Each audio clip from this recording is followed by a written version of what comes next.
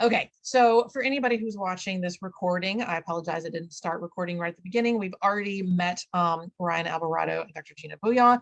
I'm sure that you will learn more about them as we go through Q&A and the rest of this panel. But actually, I guess since a couple of questions have come in already that were directed specifically towards Ryan, actually, I think I might save Kaylin's question for a little bit later because it might be relevant to some of our other panels too. But Faith asked, and Ryan, if you don't mind talking about it, since you mentioned that you kind of needed to take some extra classes to boost your GPA. She was just kind of wondering, like, did that ultimately benefit you? I was just kind of wondering, would you recommend, how would you recommend someone who maybe doesn't, is kind of just around a 3.0 GPA about getting into grad school? Yeah, you were doing way better than me. Yeah, I think so.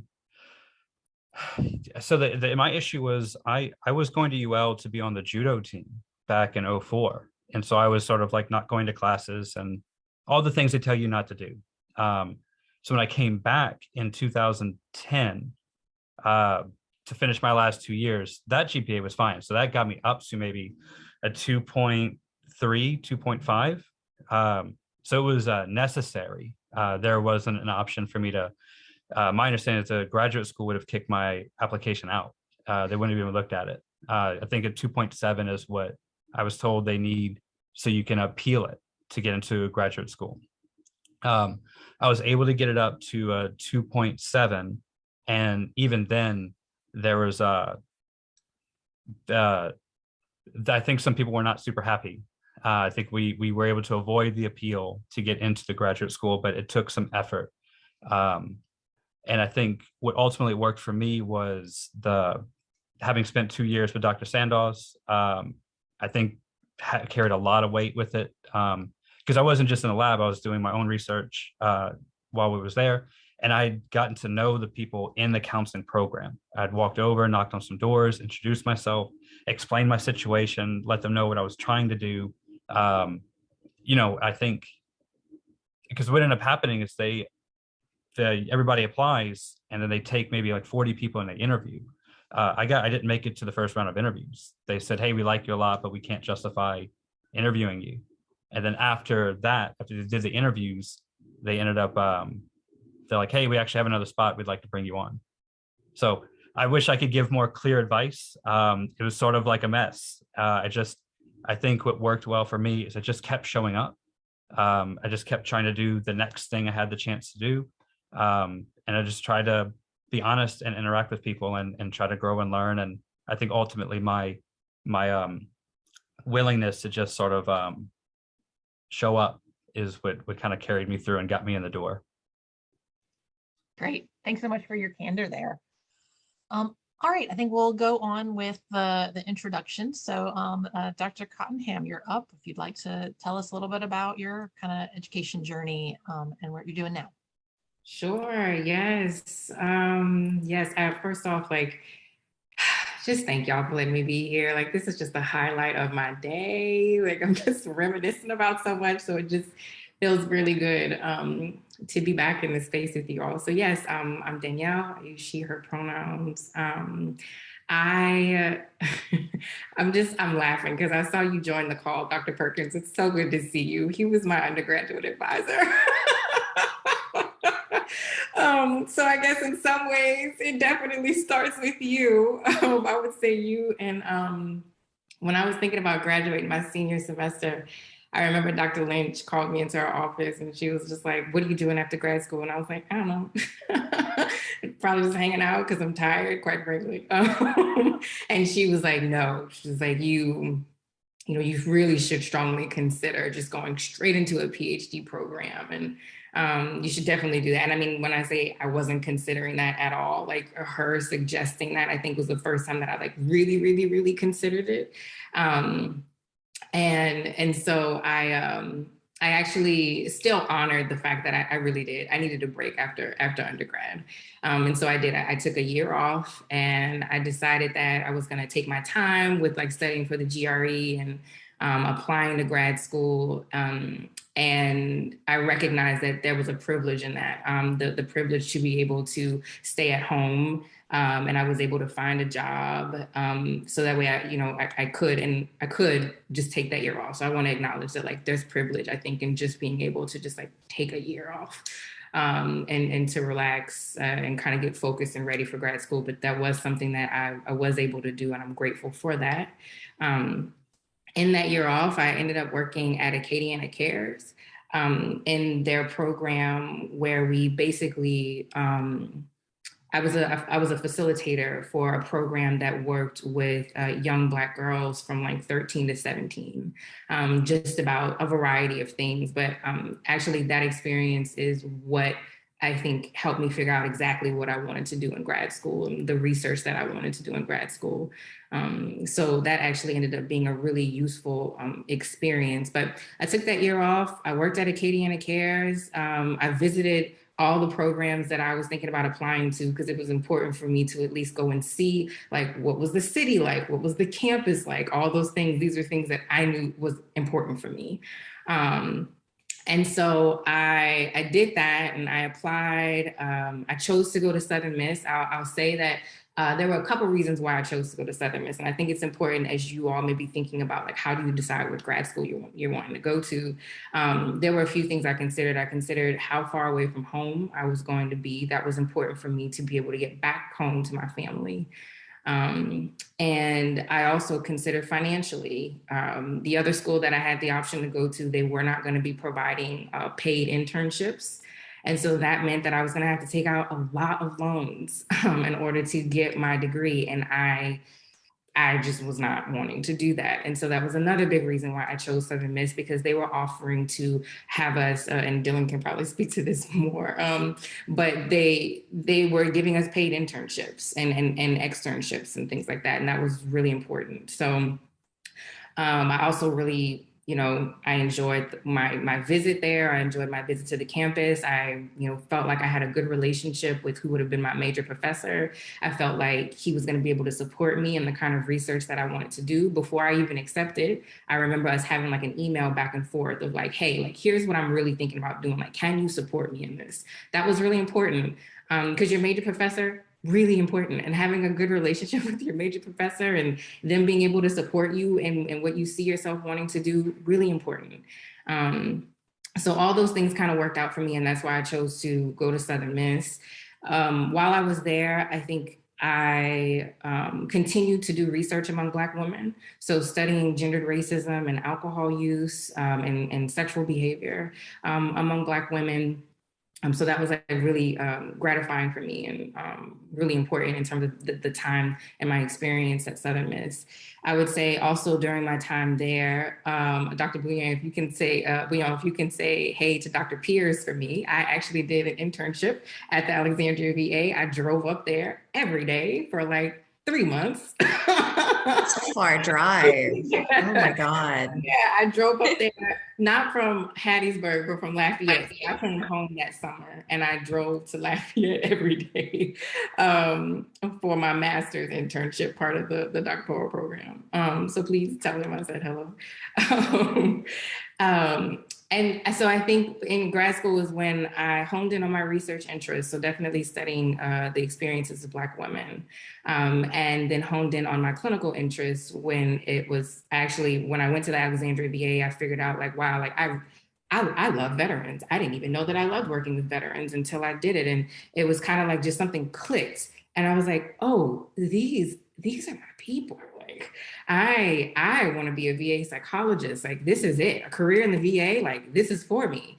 And that's kind of when I decided, like, I wanted to be in the VA. I wanted to work with veterans, specifically with PTSD and substance use disorders. So that is what I kind of went on the path to do. So I graduated from Southern Miss. I landed at the New Orleans VA and did my pre-doctoral internship there. I then, at that point, he was my partner. Now he's my husband. But my partner, he had, worked at a few places in California, and he was just like, you should try it out. Like, I think you would love the Bay Area. Like, if you get an opportunity to go, you should go. And I was like, I don't know. I didn't think about leaving the South ever. I never thought about being that far from home. It sounds scary. I don't know about this. We'll see.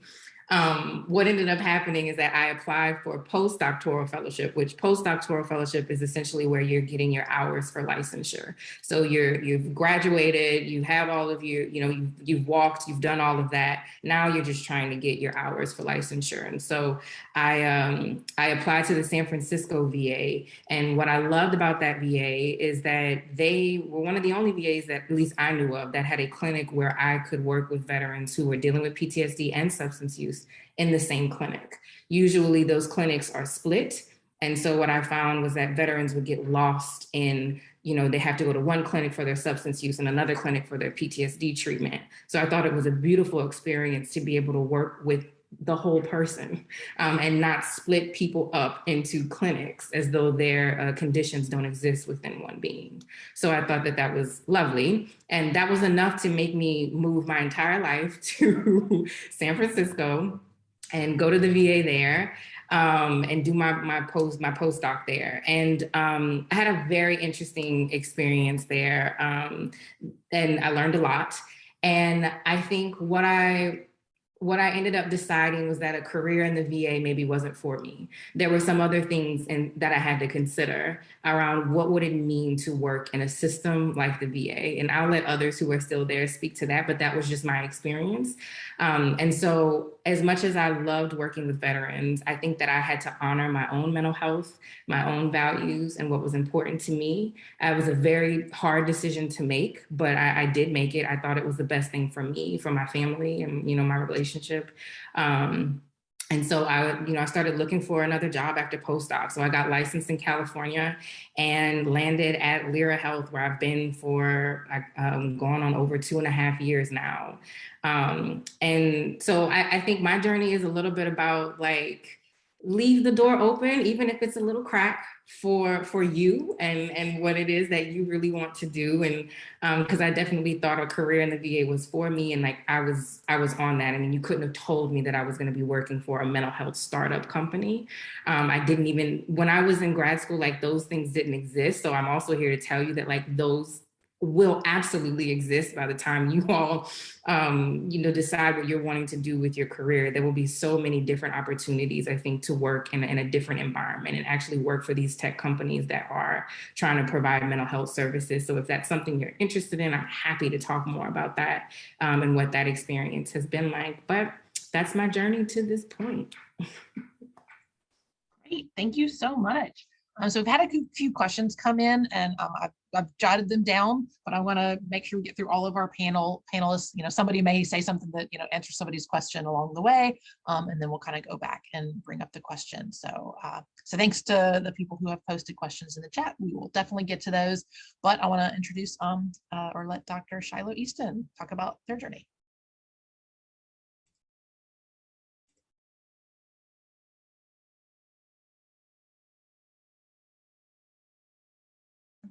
Oh, I think she. Oh, I think we got it. Yay. Okay. I'm having internet issues, and it's my laptop, it's funky and it's old. So my name is Dr. Shiloh Easton. I graduated with my undergrad in 2013, and it was a little bit, I think, very similar to what it sounds like is a consistent story, like a winding road a little bit. I started out at LSU for my first year of college, and I thought I wanted to be an interior design major. Went to SLCC for a year, and I was like, oh, psychology seems cool. And then my first introductory to psychology course was with Dr. Emily Sandoz. And we get to this behavioral section. It was like, oh, this is it. Like, she could see it. I was very into behaviorism. And so I kind of like dipped my toe in the water, like kind of like floated by some lab meetings, but I was very, very in and out. It was hard to pin me down. I had like commitment issues with a major. So we got through. She thought grad school would be a good fit. I applied, I got accepted to UL's program, so I went there, and then through my work there, I also got to meet Dr. Amy Brown and got to work more closely with her and Dr. Emily Sandoz for research, and then utilized Dr. Shiloh Lynch, who was the previous department head back in the day, I suppose, maybe for a couple of years ago at least, and got to work with her because I am very interested in this piece of like medical stuff. Like, I thought I would be a doctor for a little while, and then organic chemistry, like, totally did not work. So had to kind of pivot a little bit there, but that health piece is very interesting to me. So I went to my doctoral program up in New Jersey. I like relocated, moved up there, got a couple cats, did the whole thing. And I had a few different training experiences in different academic medical centers, which meant that I got to work with medical teams. I got to work with medical social workers and be integrated in these team systems. And that seemed to be really, really pulling for me. So like a very consistent thing for me is that I am not consistent. I'm interested in lots of different things. I was like my dissertation is forensic psychology, but I have these health experiences. I have a school clinical degree. Like I'm interested in all kinds of different stuff. And I'm very excited about a lot of different things, but finding what really like made me glow inside was a little bit more challenging. So that was one of the first things. I was like, oh, I like teamwork. So I need to find something that's team-based.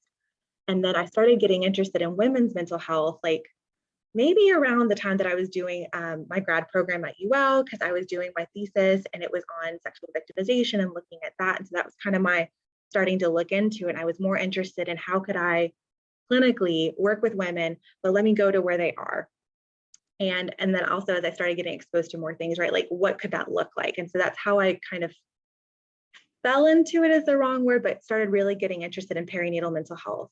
So what was really exciting for me is it's this very unique turning point, right? There are these big changes that are happening. A lot of pregnancies, 50% are unplanned that people don't know about, that this is going to happen.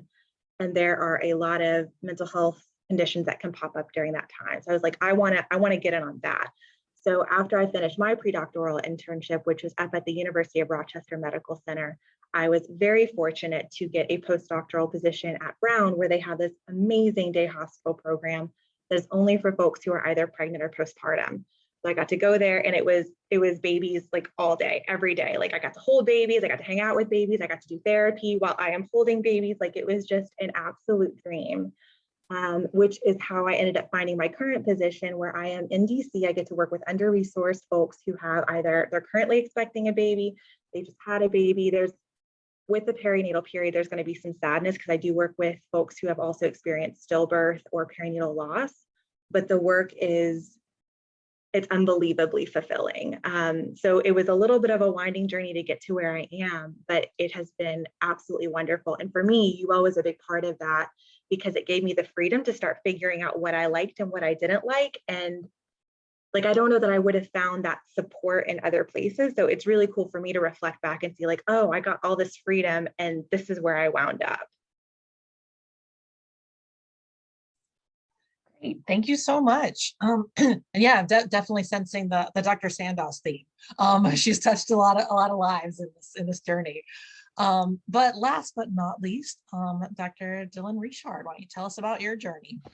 I kept getting kicked out. Can you hear me okay? Yes. Okay, yay. Hi, I'm Dylan, they, them pronouns. So oddly enough, my journey actually also starts in being called into Dr. Lynch's office. And I was considering going into a Master's of Social Work program. I had previously failed a nursing program at LSUE and transferred to UL and chose psychology because, to be completely frank, it was the quickest, easiest transfer of credits to kind of maximize my time. And then I fell in love with psychology. But Dr. Lynch called me in and was like, you absolutely need to apply to PhD programs. And she knew I had been working for Compass Behavioral Health for about 3 years at that point, as a mental health tech for a little while, and then was working as a intake coordinator basically for all of their inpatient units. So I had a lot of kind of real world clinical experience. So she knew I would likely do well in a PhD program. So then I was, so I'm a first generation student. So I had a huge list of all the programs I wanted to apply to. I think there was like 11 or something like that. And I had no funds to do that. So Dr. Wozencraft actually helped me really narrow down my list to a whopping 3 programs.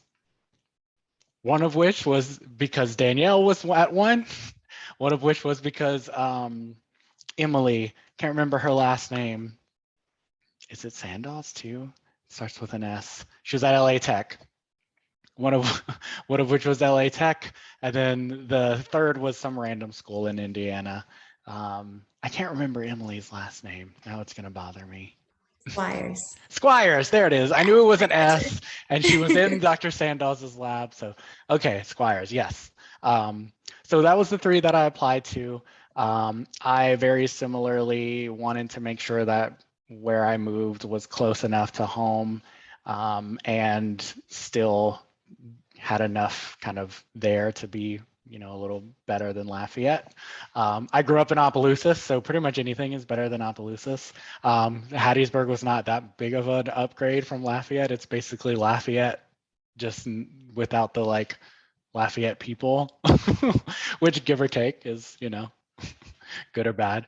But there I went in, I was going to be academic. I was going to be very researchy. I was going to teach. I was going to go in and just kind of have my whole, CV littered with all the research and stuff. After our second year in that program, we're able to teach. So I started teaching right away. Realized with my master's thesis that I absolutely hated research. Even though I had a lot of research under my belt with Dr. Bro, for whatever reason, once I got to grad school, research was just not it for me. So about that time, I started really being passionate about trauma work, and also work with LGBTQ folks. So I knew that if I was going to land in a clinical spot, that I would have to do one of those things. So I started getting as much experience within those 2 areas as I possibly could. So I worked at the Biloxi VA for my master's internship, where I did 40 hours on the inpatient unit, which was a wild time. And then moved over into a residential facility for sexual compulsivity, which everybody there also had sexual trauma. And then moved back. That year was the year that I had a what I called a come to Jesus meeting with my major professor, which was basically like, look, I know I had planned to create a measure for my dissertation, but I don't want to do that because I don't want to go into research, and that sounds miserable, and I'll have to take an extra year. And she was very supportive of that because she also knew me probably a little better than I knew myself, that research was not it for me. And so then on, I started getting as much clinical experience as I possibly could. So then I moved back to the Biloxi VA, where I did an military sexual trauma and LGBT rotation, while also teaching. So after that, applied to predoctoral internship, which is a wild west sort of story where you apply to a bunch of places and a computer tells you where you end up. I ended up at my second top choice, and it was a close second at the Phoenix VA, where I was a trauma and general mental health intern.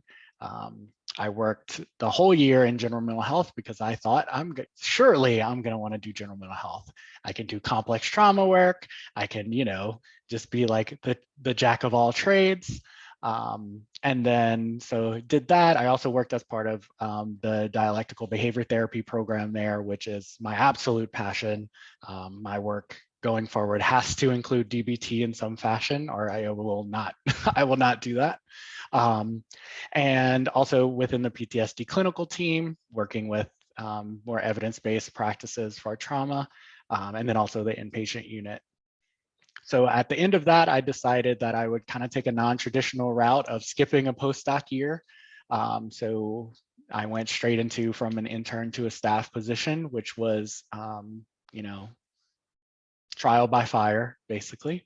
From there, I realized very quickly that general mental health was actually not what I needed to be doing long-term, because of my passion for trauma work.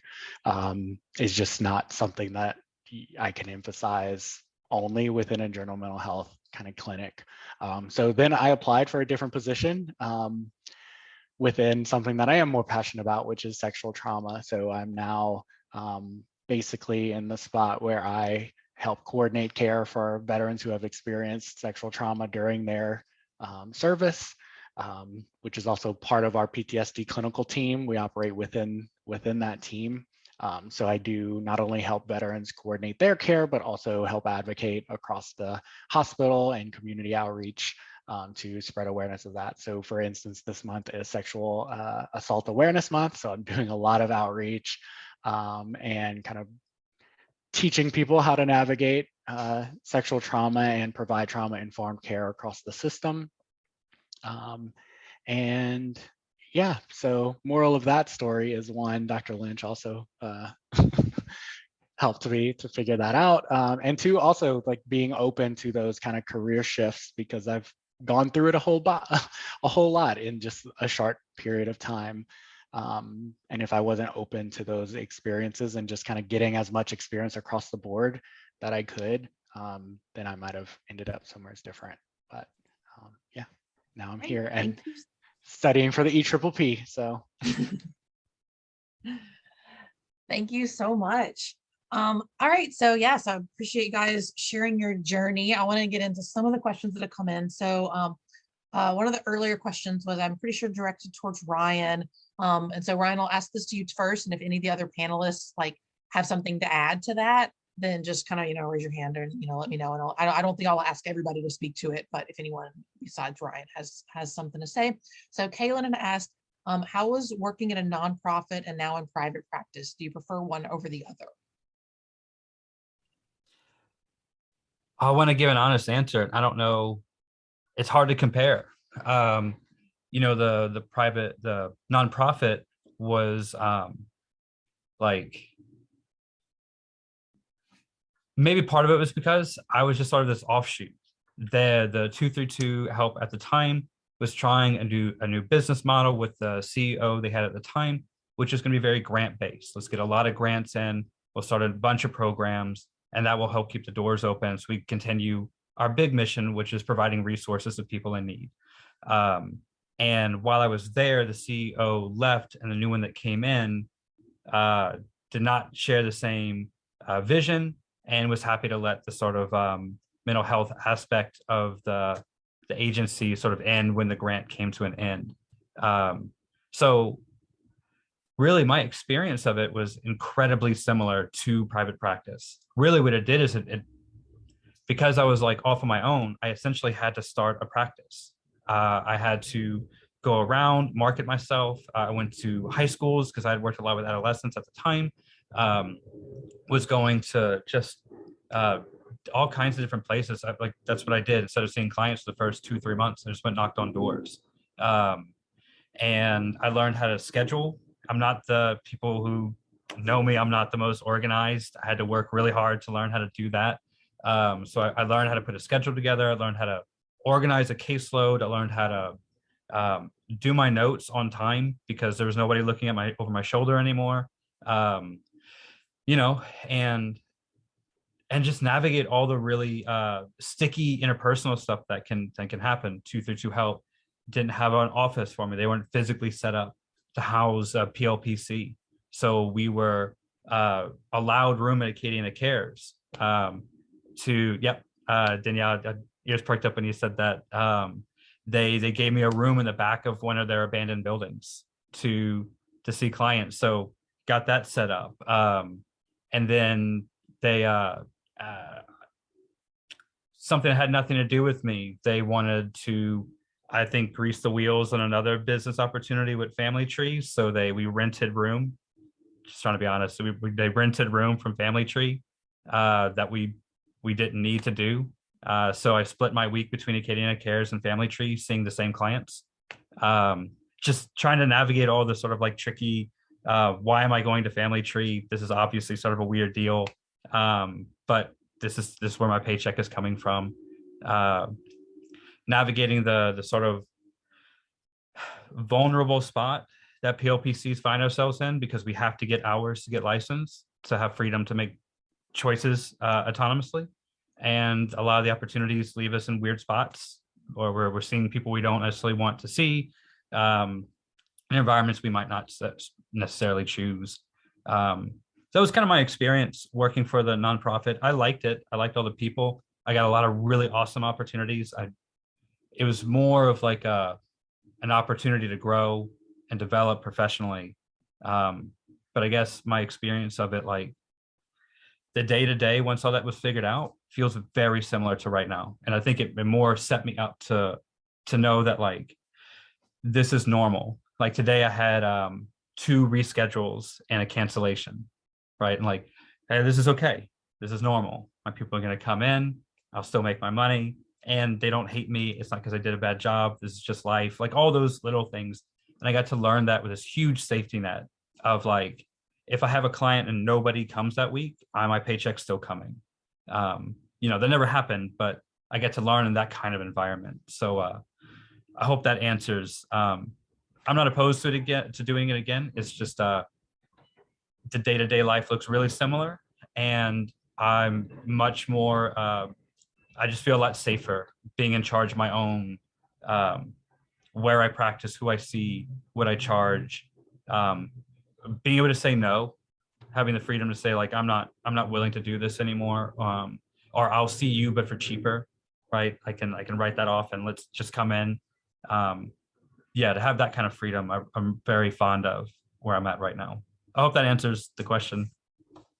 Yeah, I think so. I wanted to actually, nobody brought this up, but you mentioned that you were working on your PLPC. Can you explain what that is? Because I think not everybody understands like the intricacies of licensure in different fields. Absolutely. I certainly didn't. Yeah. So as a counseling student, our license is called, we're a LPC is what we're shooting for. So a licensed professional counselor. Oh, I forgot the P for a second. And so that's what we're shooting for. Out of school, we have a provisional licensed professional counselor. And just to share, if anybody else is interested, as I got to Chicago last week, am in the process of getting my license endorsed here. In some states, LPC is only the mid-level. So I actually have to go take another exam in a couple weeks to get my LCPC, which is I'll be fully licensed here. It's the equivalent of an LPC in Louisiana.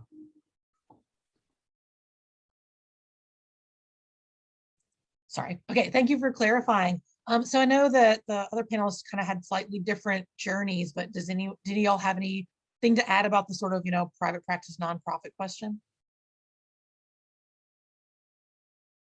Yeah, no, yeah, y'all mostly have, not really done nonprofits and not really done private practice exactly either. So that's okay. We got other questions for y'all. And so actually another question that that Kaylin also posed that I think y'all can speak to is she asked, is it better to go straight to a PhD program or go to I guess probably master's program than consider going to get a PhD? So I know that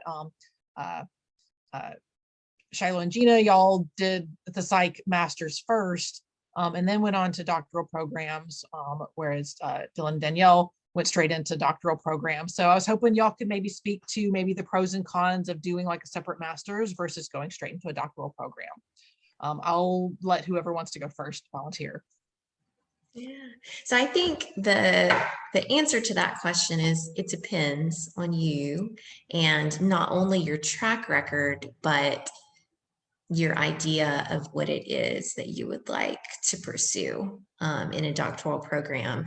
So for me, I didn't really have the option of going straight into a PhD program for both of those reasons. In undergrad, I changed my major a few times. I wasn't the best student. I actually had a pretty low GPA. It was right under a 3.0.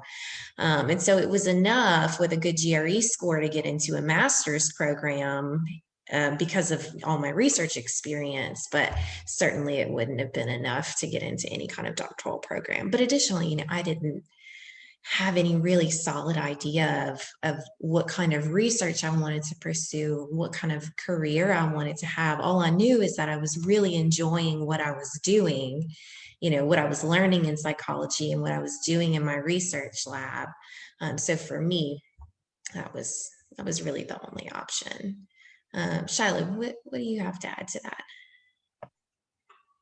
Goodness. Okay, here we go. I was actually going to fully agree with that piece, especially like I felt like it had depended as well.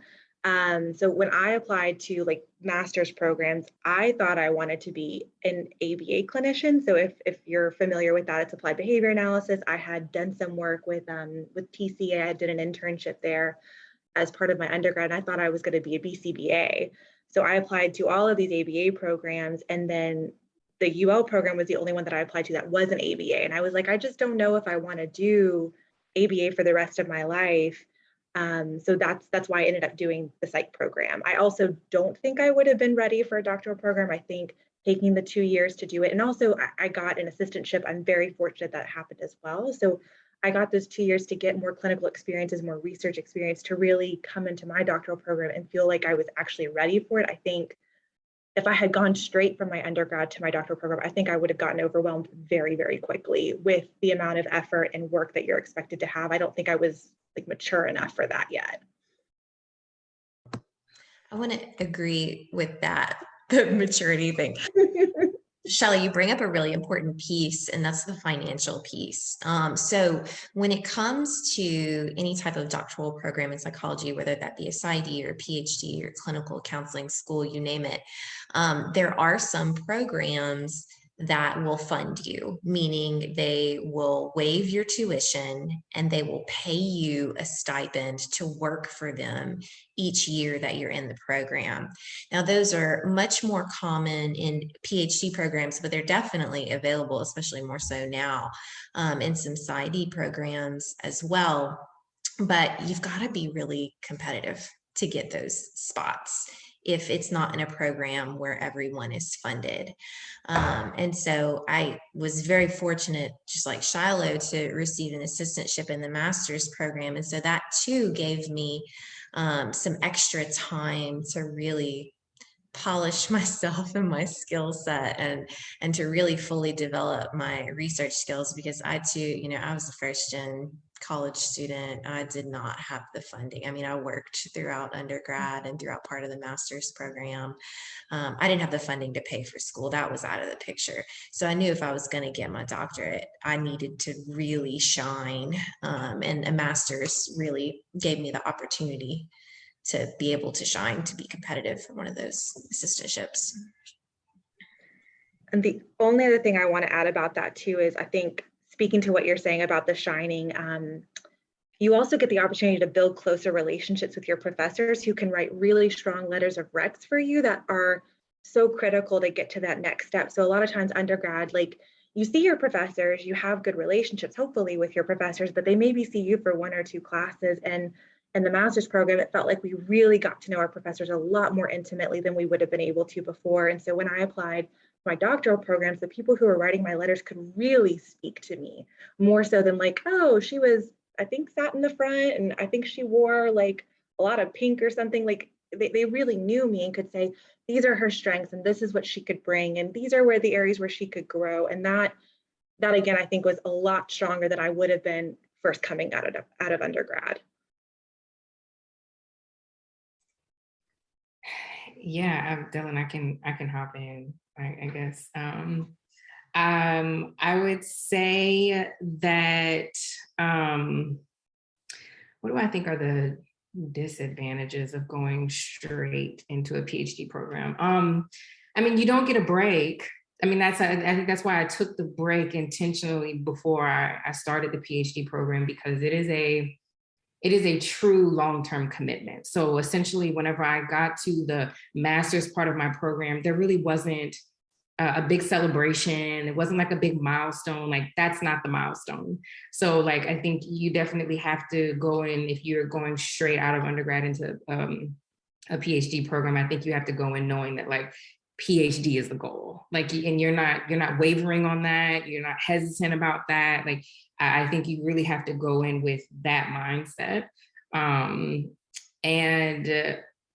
mean, I think the advantage, I think it's just some of the things that have already been mentioned. Like, I think that I felt very grateful to have gotten one of those positions where we were funded and my tuition was waived. And a lot of that did have to do with, because I was a doctoral student. And so that definitely is a big advantage. I'm trying to think, Dylan, what are some, I'm trying to think, without like just being like, I don't know, I want to be mindful. Like, talk generally well about USM. I mean, so I think, will I say that it was fair? No, let me just name that. I'm not going to say that it was necessarily fair the way that doctoral students were treated differently than our master's level students. That was it. And that was the dynamic. I think in some ways, like the doctoral students definitely got a lot of resources. We got a lot, because I mean, the program has invested years into us. They are invested in our success. And so not saying that they were not invested in master's level student success. I think that they were.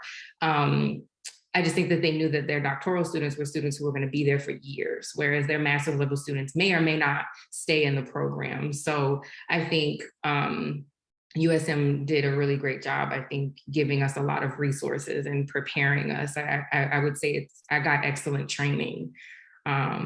So yeah, Dylan, what would you say?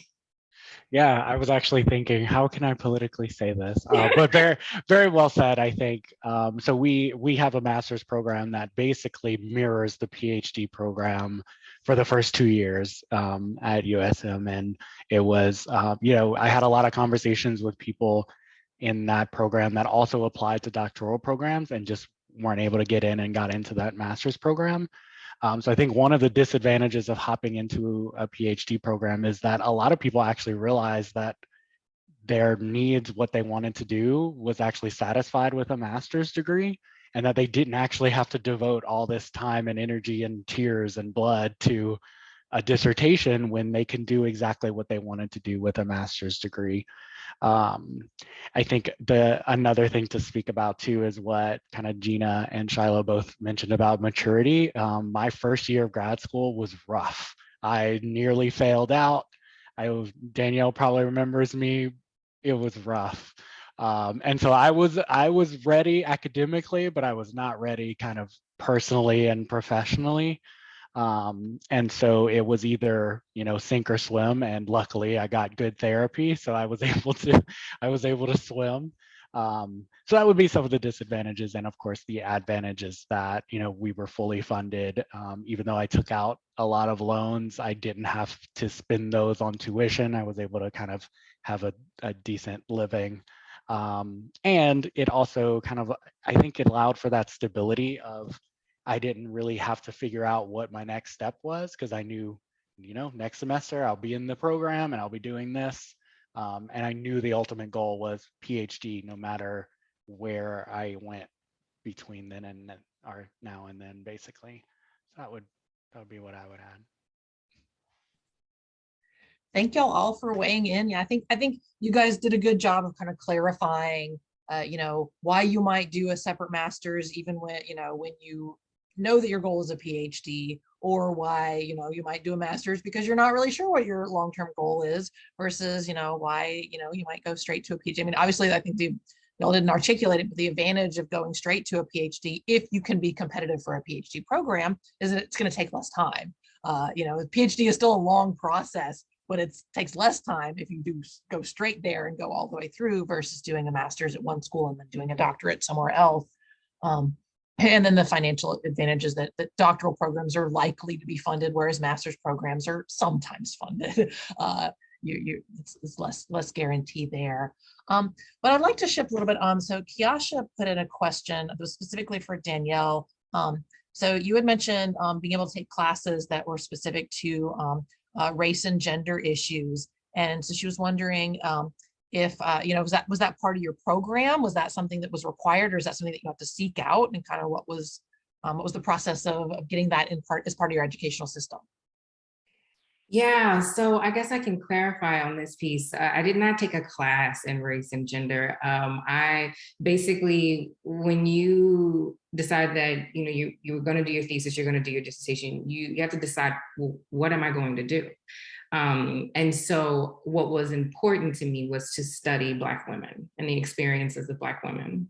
So it wasn't a class that I took or anything like that. It was me kind of deciding that this is what is important to me. This is what I want to spend the next 4 years of my life trying to study and figure out. And this is the group I want to advocate for.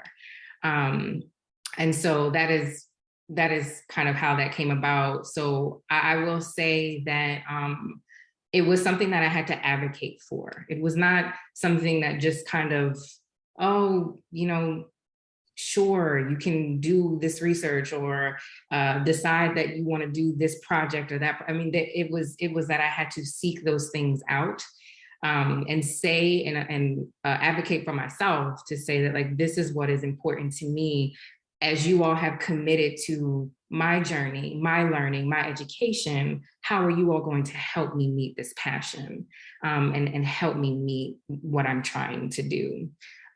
So that was just something I had to decide. That was the kind of relationship that I wanted to have with my program, is that I'm looking to you all to help me do what I'm passionate about. So if that is something you are passionate about, then I strongly encourage you to use your voice, speak up about that, ask about opportunities, be willing to go outside of your department to learn something new, to work with somebody else who may be doing some research that you're really interested in.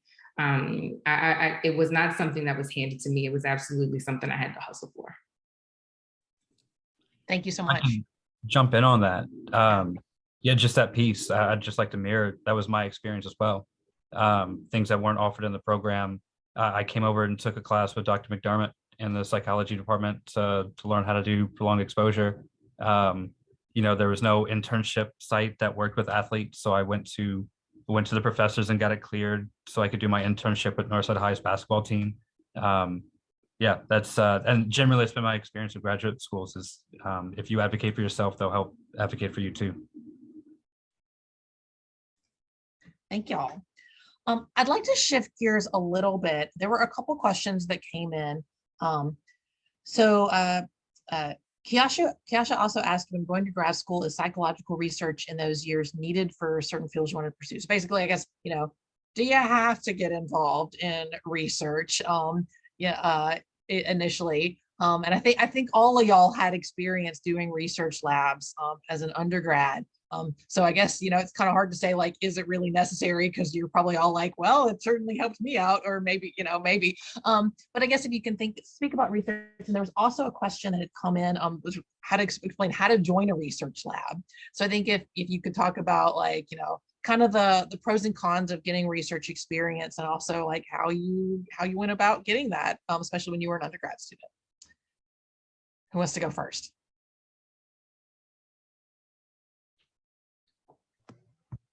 I'll chime in first. Thanks, Gina. So with regard to the first part of that question, is research necessary? Again, it depends on what you want to do and then what program, like what degree you need to be able to do what you want to do. So for instance, and I'll just speak about degree programs rather than going into what you can do with each degree, because I feel like I could talk for like an hour about that. But for a PhD program, definitely yes. You are committed to research. You've got to do research. You've got to, you know, run a dissertation. Research is heavily influenced there, especially if you're in a scientist practitioner program. But I think most PhDs are. I won't speak about the other programs, as I don't have much experience. I don't have any experience with those, and we have folks who can talk about them. But whenever it comes to joining a research lab, as I mentioned, you know, I joined Dr. Sandoz's lab after I was a couple weeks into her psychology of adjustment class, and I just really enjoyed what I was learning. And so I just went and talked to her after class, and I was like, these concepts are so cool, you know, and just asked questions. And it was then that she invited me, you know, to join her research lab, I think because I just showed some kind of interest and excitement in what she was doing. And so I would say the best way to get involved is to, you know, in your classes, see what excites you. And then whenever things excite you, voice that to your professors, show up, ask questions, and ask if there are ways that you can get involved. But I know the psych department does a really great job at doing all kinds of events like this where they, talk a lot about different research labs that are available and open for new members. So I would say just ask around, see what excites you, and then just like voice that interest and excitement. I think that'd be the best way. Thanks, Gina. Actually, I think, yeah, Ryan, I saw you unmuted yourself. I'd like to see you speak because I know you went to the counseling program, which emphasizes research less. So like, Yeah. versus PhD programs, there's less of an emphasis there. So to what extent do you think research maybe benefits or is maybe not crucial, or maybe for whom would it benefit and for whom would it maybe not be crucial for people who are interested in maybe a counseling degree?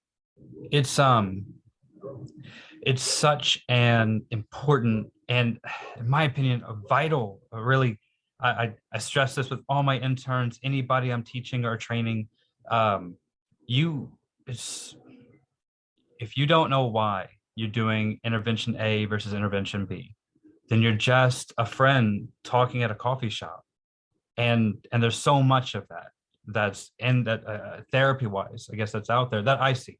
At least in my experience, I've seen a lot of people, I've had a lot of conversations with peers, and they're like, oh, I did this really great reflection in the session I had. I was like, cool, why'd you do the reflection? Well, because they talked about a feeling. It's like, okay, well, but what were you trying to do? What was your goal? What target behavior you're trying to get to? None of those ideas of like understanding behavior, the function of behavior, like what is my role as a therapist? Like how do I, as a stimulus, and how am I impacting their behavior? None of those things are talked about in my counseling program, and I think I had a very strong counseling program. I've only have very, very kind and good words about it, but there was very little to zero conversation about why are you doing blank. There was a lot of emphasis on you should go find out why, but not a lot of bridges built to be able to do that. So what research did for me is it opened up that part of my brain just to even realize that those were questions to be asked. So the way that I would put together, so my research in Dr. Sandoz's lab was all sort of like sports and athletic sort of like based. And so when I'm thinking about why am I doing I remember sitting down in my first sort of like meeting with peers about like, okay, I want to work with athletes. And they're like, okay, what's your target behavior? I'm like, I don't know. I want to work with athletes. I want to make athletes do better. And like, you're right, but specifically, what are they going to do better? Well, I don't know, score more, right? And I remember feeling very frustrated. And it was a good thing they were like friends, because I would have felt very sort of like they were picking on me. But they were just doing their job, like as other sort of like research people. Being able to have those conversations, be around other people that were already thinking like this, I don't know, it just, it helped me to start thinking about the kinds of questions that I think should be asked as a clinician in the room. How I put together a study is how I think about what I'm doing with my client right in the moment. So way more than building my resume or my CV, it helped me to think the kind of way I think that I need to think while I'm trying to help people. Hopefully that fits. That was a great answer. Thank you. I think you articulated how research can benefit you, even if you go into a like not research heavy training program in a field. I couldn't say it better myself. Yeah. So I guess that actually, I think that kind of line of discussion leads me actually into another question that someone had posted privately that I think some of y'all can speak to. Is someone wanted to know the career opportunities with only a master's degree. And I know, Ryan, you're the only one who has, just a master's degree, but I know, like Dylan, you talked about the master's program at USM. And I know, Shiloh, you were interested in the ABA training. So I would hope that y'all can say a little bit about like, what are the options? Like if doctoral study is not for you, what can people do in these related fields that don't require that doctoral degree? So Ryan, I'll let you start with your experience with counseling, and then we'll go to Dylan, and then Shiloh, if y'all don't mind. Yeah. Sorry, the screen did a thing and it covered the mute button. Yeah, for me, it's real easy, right? It's a master's degree is what we need. I think for counseling, if research is something you're interested in, or getting a PhD is something that feels important to you, I guess it's a PhD doesn't open a whole lot more doors, as far as I'm aware, if what you want to do is sit in front of a client. And if that's something that you want to do and it feels important to you, I think if I had been younger, if I hadn't spent, I don't know, 10 years trying to go to the Olympics, which wasn't going to happen, then I think going and getting a PhD would have been a really nice idea. I think it would have helped me grow even more in all the ways I just said, for all the reasons I just said. But it doesn't really pay me more in private practice. It doesn't really open extra doors. I think it probably gives me more credibility when I introduce myself to some folks. But a master's degree in counseling is what we need to become licensed and sit in front of people and do talk therapy.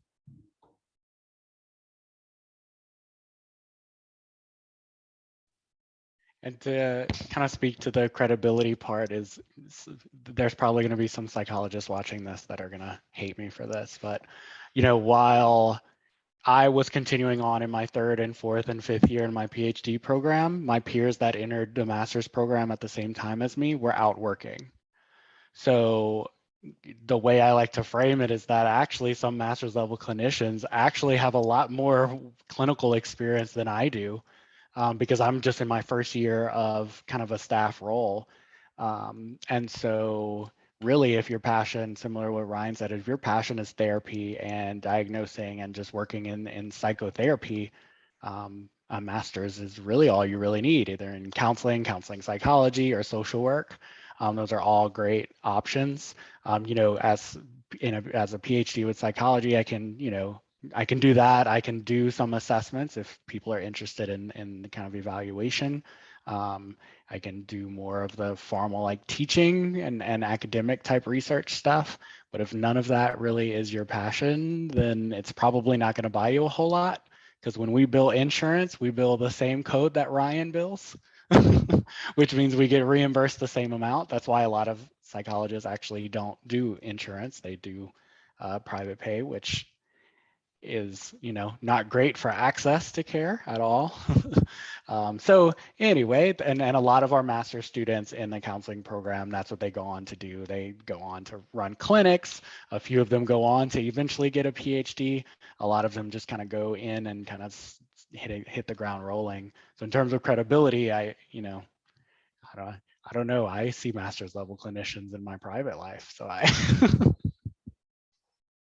Yeah, and you raise a good point that the licensing is different. That you're eligible for different license with a doctoral degree than with a master's degree. But sometimes practically, like what you do, in your job, if your primary job is to do that kind of psychotherapy, then it might not matter. There are again different options as well. So Dr. Richard went to USM, which has that counseling psychology master's degree, whereas Ryan went to UL, which has a counselor education master's degree. So they're different. They're similar but different. Whereas one is more tied to psychology, and the counselor education is separate from the psychology department. At UL, our master's in psychology doesn't make you eligible for any kind of licensure. It's really just for people who want to then go on to doctoral study. It doesn't provide the training opportunities to be eligible for any kind of license, master's level or whatever. So for those of you who are kind of thinking about what are my options, and I don't want to go very far away, then do keep that in mind, as far as be aware of what your training program, especially if you just want to do master's level, does it prepare you for any kind of licensure that's going to let you practice and do something. So yeah, Dr. Easton, since you looked into ABA stuff, can you tell us a little bit about that training? Absolutely. And the first thing I will start with, it has changed a lot. I would say even the last 5 years. So ABA has, when I first got into it, it was 2010, which is been a long time ago. And it was a lot less regulated than it is now. So when I first did my first internship for ABA, you did a master's, but like there were a lot of folks who could get licensed to be what's called a licensed behavior analyst, depending on what state that you're in. And they could do that in a variety of different ways, but they're really working really hard to make it a lot more standardized, the way that counseling, social work, and psychology is now. So when I looked at master's programs, they're usually about 2, maybe 3 years in length.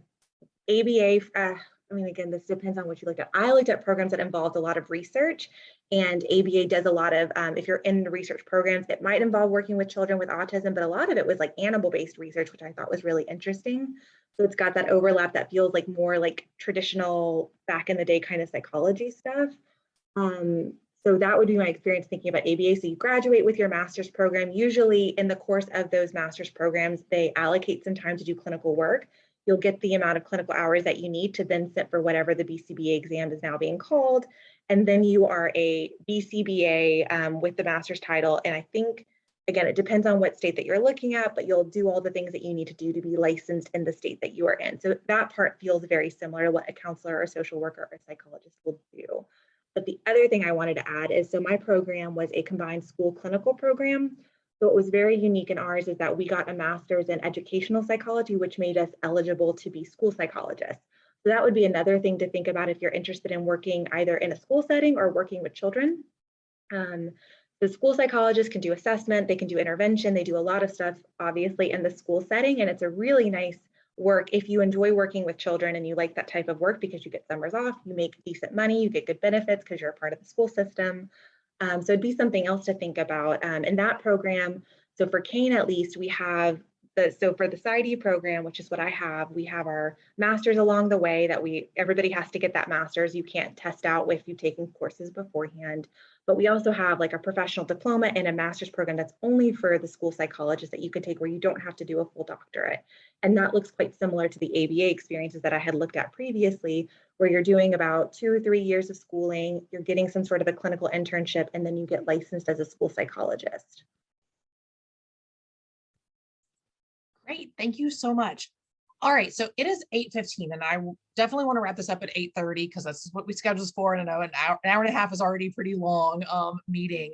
But in our last 15 minutes, we had another question that had come in that I think would be interesting, and I wanted to pose this to a few of y'all. So Kaylin asked, she said, this might be a silly question. It's definitely not. There's no silly questions. So she was very interested in how it is helping and working with people who've experienced things that you haven't. So for instance, those of you who worked with veterans, if you're not a veteran, like how do you provide that kind of care? Or, I know several of you have provided, worked with people who have very different backgrounds from your own.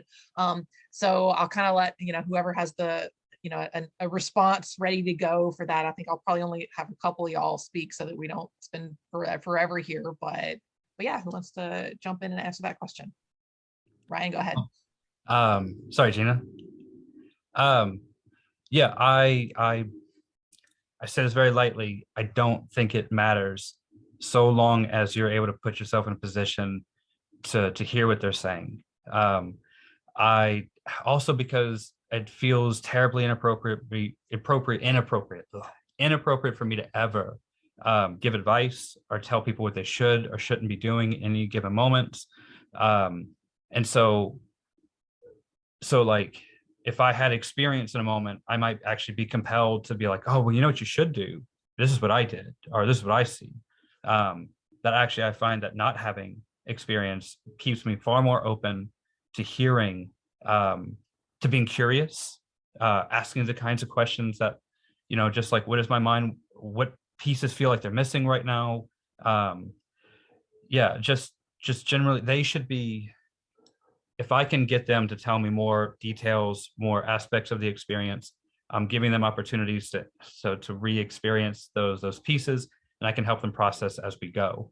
But if I kind of feel like I know, it's easy to not feel curious in the moment, and I can miss a lot of opportunities to do the work. So it helps.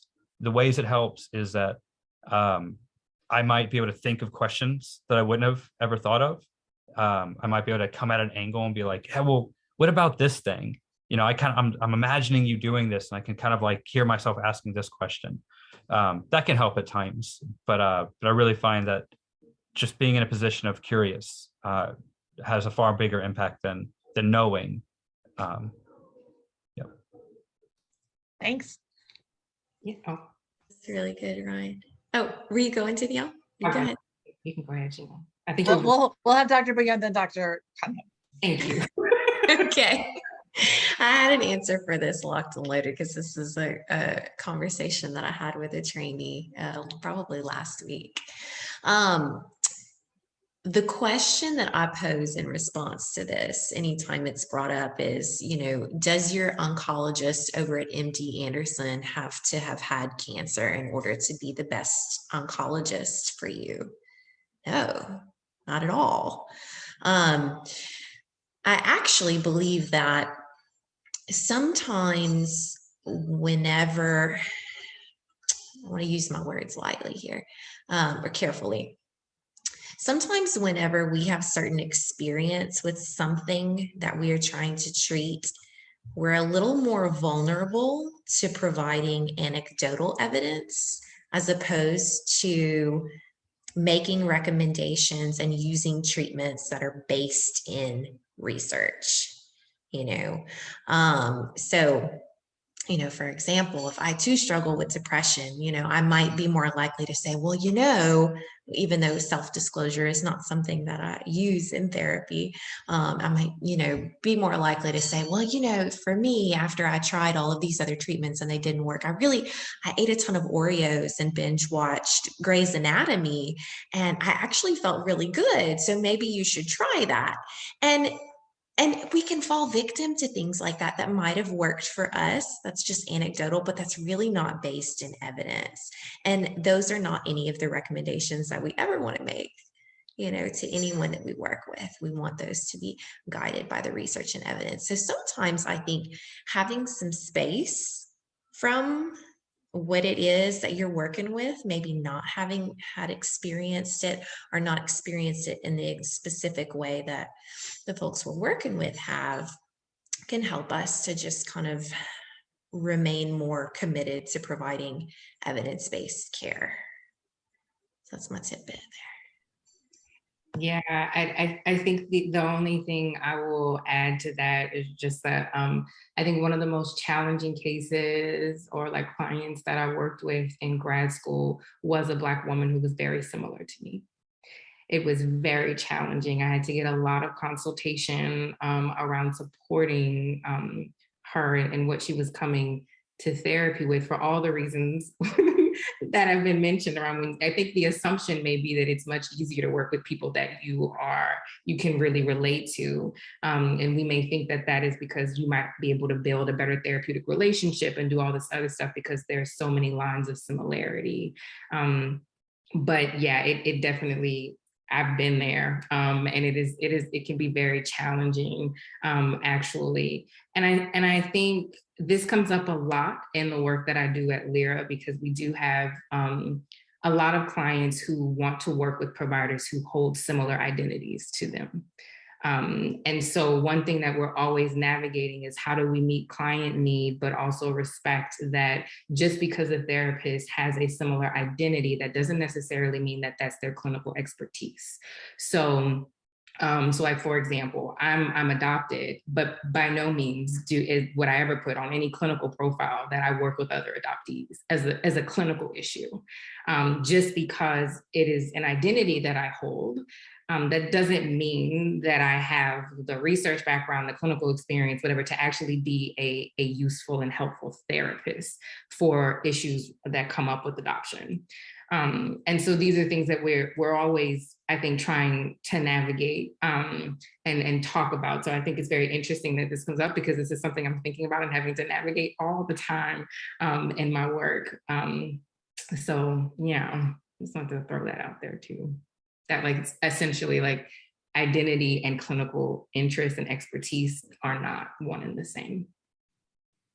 Thank you. Thank you all for your insights. I appreciate I wouldn't have even thought about that, coming from a non-clinical perspective myself, but I appreciate those thoughts. So in our last few minutes, I wanted to give anybody the chance. Was there anything that you would like to share that you really hasn't come up that you feel like, you'd like to, some advice you like to give or insight or something like that?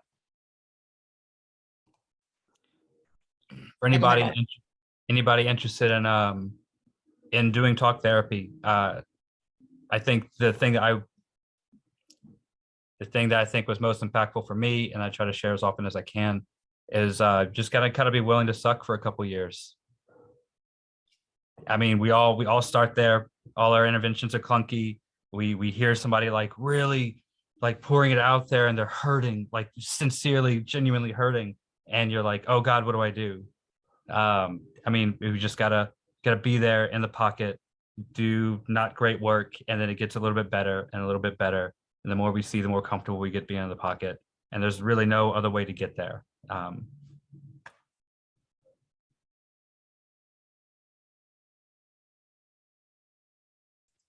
Yeah, I think that's good advice. We kind of all suffer, especially people who are like high achieving, who've gone through college and gone through grad school. We're used to being good at stuff, and I think this is true in therapy and in almost all other realms too. That when we get to something that we're not immediately good at, we're thinking like, oh my gosh, did I make the wrong decision? Should I not be doing this thing that I thought I wanted to do?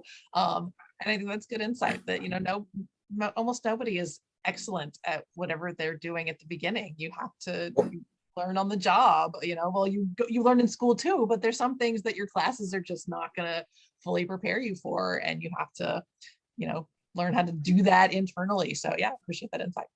When I hear that, by the way, I think that it inspires some sort of reaction of by virtue of the fact that you had sort of the presence and humility to feel that as it was happening, make me feel like that there's a good chance that there was a lot of good things that were happening, even as you felt like you were stumbling or felt like that you were awkward, because I think that sort of honest engagement in the process means so much. But just little 2 cents. Thank you, Dr. Perkins. Nice to hear from anybody else. Anybody else have something you want to share? Yeah, I also just wanted to jump in and say, man, imposter syndrome is so real, and it doesn't go away after you're called doctor. If you feel like you're not worthy of getting into grad school, like you're not smart enough, just know that like you're in good company. Also just wanted to throw out there, most folks who apply to doctoral programs don't get into their top school. Sometimes they don't get into any schools the first time. So just keep trying. I didn't get into any of the schools that I wanted the first year that I applied out. So I decided to wait and work and try again. And then I ended up getting my number one school. It all just has a lot to do with who you're kind of up against when you're applying out. The fact that you don't get an interview or the fact that you get rejected doesn't mean anything indefinitely. Just keep trying. It's hard and it sucks, but keep trying. You can get there. Yeah, I think the last thing that I'll add, I share this with all of my mentees. I really enjoy mentorship. And it's a different kind of relationship, and it's one I really appreciate. So actually that's one. Please find a mentor. Get a mentor. Don't ever stop getting mentors. I have a mentor. I'm always going to have one. Get a mentor. It's a very different kind of relationship than even with a teacher or an advisor. I mean, your advisor could be your mentor. Like those two things can exist in like the same relationship, but please find someone who can mentor you. That's really important. I think the thing that I always share with my mentees, and you kind of got a sense whenever I was talking about my journey, is that please don't ever abandon yourself in this process. Don't abandon yourself to jump through a hurdle. Don't abandon yourself to get into a grad school. Don't abandon yourself to do anything in this process. Like as much as you can, stay centered within yourself and what you value. Make sure that when you're thinking about grad school, don't just think about the name, the glitz and the glamour that sometimes these grad schools can put on their programs. Like think about, is this a place where I will be psychologically safe, held? Because I mean, we're talking about things that are pretty vulnerable, not knowing what to do with people who are in a vulnerable place. I'm having imposter syndrome. I'm dealing with all the isms of the world. Is that program going to be a place that can hold you in this journey? It's a long journey. It's a hard one. It can be a very rewarding one, but I think the thing that I always want to make sure that I tell people is that please don't abandon yourself for this goal. Make sure that you're being thoughtful around how each step of the way, how am I being supported? That to me is something that if I could go back and do some things differently, I would ask different questions during my interviews. I would want to know, like, how are trainees supported in this space? How do you support your trainee? Like, what does that look like outside of just helping me get my education? Like, how do you support me? I'll say specifically as being a Black woman, that is something that has to be top of mind for me. Is how am I going to be supported as a Black woman in this space? And so a lot of my mentees are other Black women who are trying to think through this whole process. And so that's something that I really do care about and want to prioritize. But I think regardless, this is just for everyone, just don't abandon yourself in this process.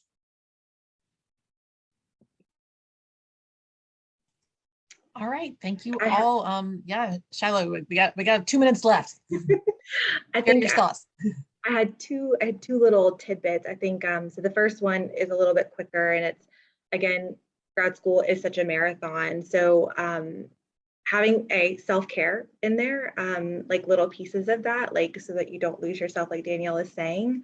And the comparison game can be really hard because, again, you'll see a lot of your friends who are having families, buying houses, and it can feel very, very difficult to see all that happening and feel like you're being left behind. But the other piece that feels really, really important that I've tried to be better about is being okay, being vulnerable, especially in a session with a patient or with people around you. Again, a lot of us who go to grad school are high achieving. So being willing to say that, like, I don't know the answer to this, and being able to recognize your privilege where it exists. I work with a lot of folks who are Black. I work with a lot of folks who are other gendered.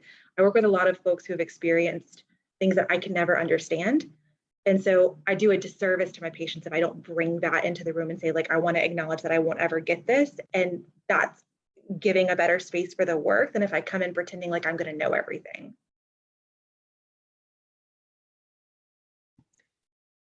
Great, thank you. I see because some of y'all sharing contact information. Anybody who's viewing this and wants to be able to get in touch with any of our panelists, thank y'all for being willing to answer additional questions that people might have. Then everybody take a minute to jot down those email addresses if you want to get in touch with somebody. So I'll leave this open for a little bit longer, but I just wanted to express my deepest gratitude to my panelists who volunteered an hour and a half of their time, probably a little bit more than that, because you'll probably, spend some time thinking about, what to say before you came here this evening. But I definitely appreciate your insight, your candor, your wisdom, and to our next generation. Thank you to the students who asked questions in the chat. I think y'all had really great questions that helped shed light on a lot of the different aspects of both grad school training and careers in mental health. Thanks to the faculty who came out to support our panelists and our students. This was the last of our Psychology Week panels, but we had so many people who were interested in doing panel presentations that I'm actually going to I'm going to host at least one more in the fall semester, focusing on mental health careers. That'll be a little bit more broadly. So people who've done other sorts of like therapy and kind of, mental health adjacent kind of careers. So maybe people who didn't do the traditional, like, PhD or PsyD route, but who carved out mental health related paths. Keep in touch, follow us, on Facebook. If you're a student, pay attention, check your email, pay attention to announcements for psych majors. And again, thank you all very much. And I hope everybody has a great rest of the evening. Thank you all for having me. Yes, y'all take care. Thanks. Thank you.